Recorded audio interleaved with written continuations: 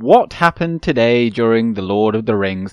Today is the 12th of April, and Gandalf has just reached Hobbiton, the Shire, after travelling from Mirkwood and the halls of Thranduil, where he had just been to question Gollum.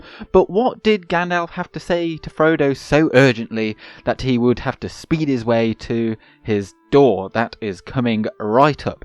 Hey, how's it going? This is Gone with Gandalf, and I make videos that generally intend to answer questions about J.R.R. Tolkien's Middle-earth so we can all bask in its glory. Now, Gandalf had been to Minas Tirith in the years since Frodo inherited the ring from Bilbo, and of course learned much of Bilbo's ring from reading the ancient scroll written by Isildur himself about it. Through questioning Gollum as well, he was able to deduce that the enemy knew that the ring bearer was of the Shire and was named Baggins, so they were no doubt searching for the ring. Yet, Frodo had time on his side now, because no one, not even Sauron, had any idea as to where the land of the halflings was.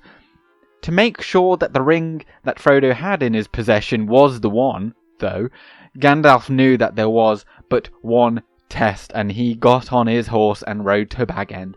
It took him about 2 weeks to travel around 250 leagues, 863 miles, or just 1,389 kilometers, which is about the same distance as traveling by road from Berlin to Manchester in the UK, which doesn't mean much for anyone outside of Europe.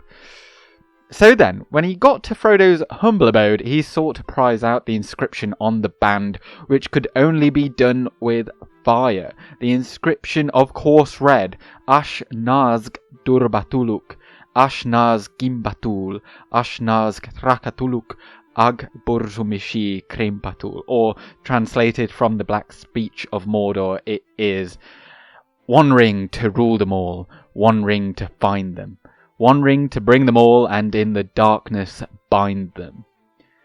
This is why then Gandalf came to Hobbiton to throw the ring into Frodo's fireplace to hopefully not see this. But of course, it was the One Ring, which is a real pickle because Gandalf knew that he was potentially screwed here. He tells Frodo of the story of the One Ring, how it was made by Sauron to dominate all races of Middle-earth under his Iron Fist, how the men and elves formed an alliance and defeated him over 3,000 years ago. It's quite a lot to get your head around if you are a small hobbit in a big wide world where the vast majority don't know of your existence, and you don't know what horrors may await.